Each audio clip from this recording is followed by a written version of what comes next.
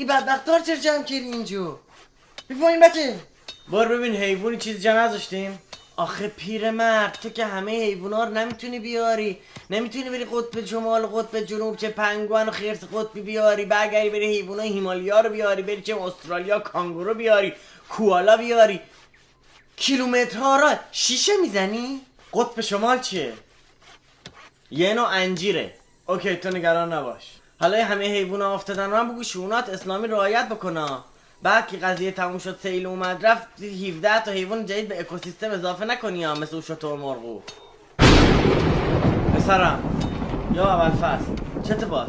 پسرم داره میاد. خجالت بکش بابا، یه سنی دیگه ازت گذشته، چه درس حرف زدنه؟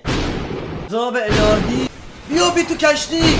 اما اون تو پشکل میاد میمیری. من اوکی از اینا دارم چیزی نمیشه. شما حواستون باشه یه پشکل فیلار جمع کنی یا خیلی سنگین میشه، کشتی و پول میندازه. او برام زرافه ها ریدن بیل بردو. پسرم من زبان این حیوانات را بلد نیستم. زنگ بزن سلیمون بیزو رو اسپیکر. الو میر رو پیغامگیر. سلیمون احتمالاً اینجوری شده سیل اومده رو قالیچه تو هوا آنتن نمیده، بیز فردا زنگش بزن. من برم ابو شما احتمالاً ابو پشکل میمیرین. بو گو میاد ابو کشتی. من برم پیش ابو بدان. یا حق